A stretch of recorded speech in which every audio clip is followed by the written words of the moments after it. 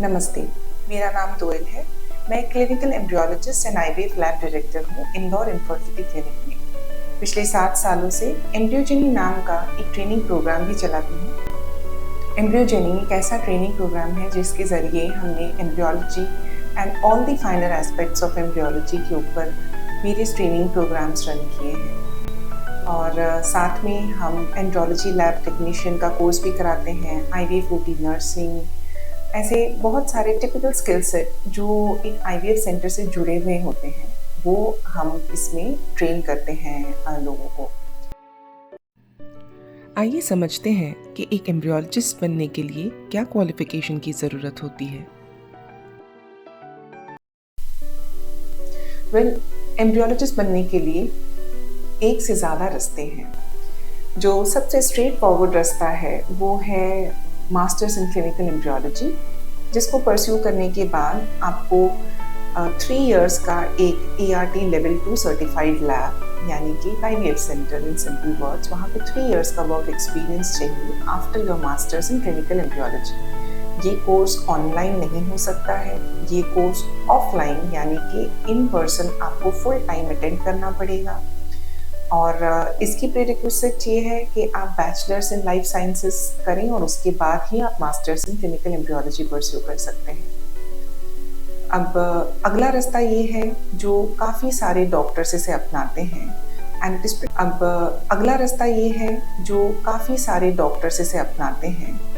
Is pretty lucrative even for doctors who have done MBBS के बाद आपको केवल 2 साल का IVF लैब एक्सपीरियंस चाहिए गैमीट हैंडलिंग में from any registered ART level 2 centre. उसके बाद आप एम्ब्रियोलॉजी प्रैक्टिस कर सकते हैं। तीसरा रास्ता MSc इन बायोटेक्नोलॉजी या माइक्रोबायोलॉजी अगर आपने किया है तो उसके बाद आपको एक 1 ईयर का फुल टाइम ट्रेनिंग करना पड़ेगा in clinical embryology from any certified institute. Unfortunately India में कोई रेगुलेटिंग बॉडी नहीं है जिसके ज़रिए ये सर्टिफाइड ट्रेनिंग प्रोवाइड हो, इसलिए बहुत सारे ऑप्शंस हैं, बहुत सारे ऐसे ट्रेनिंग इंस्टीट्यूट्स हैं जो आपको ये 1 ईयर का कोर्स देते हैं जिसके अंदर आपको andrology, embryology, IVF insemination, ICSI सब कुछ सिखाया जाता है। तो आपको एक ऐसा कोर्स करना पड़ेगा और उसके बाद आपको 4 इयर्स का IVF लैब एक्सपीरियंस चाहिए, जिसके बाद आप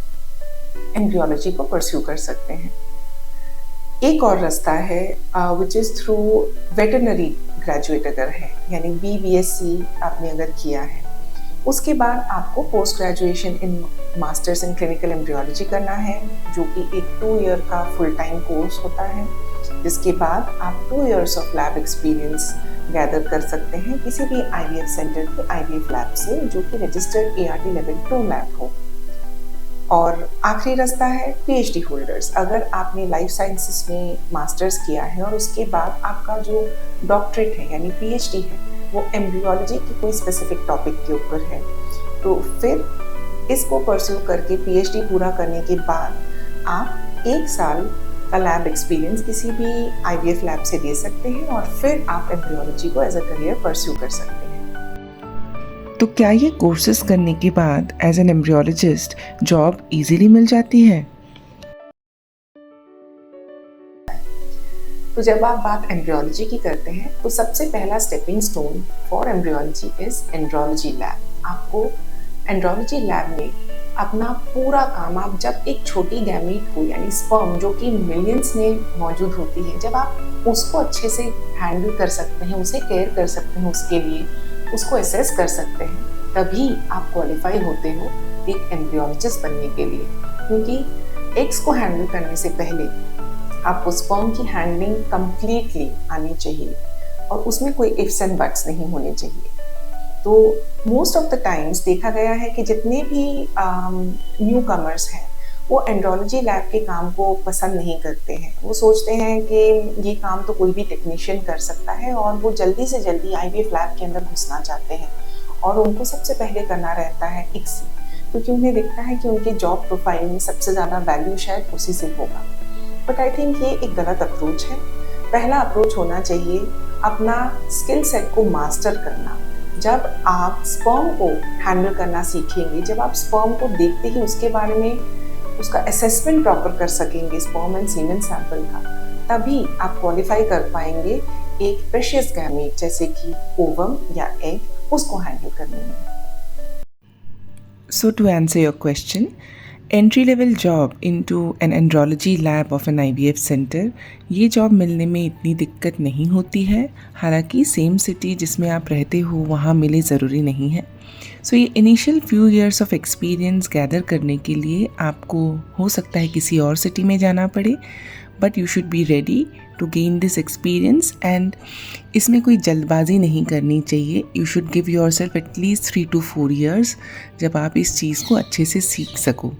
अगर आप डटे रहोगे और एक्सपीरियंस गैदर करने के हिसाब से काम करोगे, ना ही कि जॉब हॉप और स्विच करने के हिसाब से, तो आपको ज़रूर इसमें as an embryologist within a few years आप प्रोग्रेस कर पाओगे।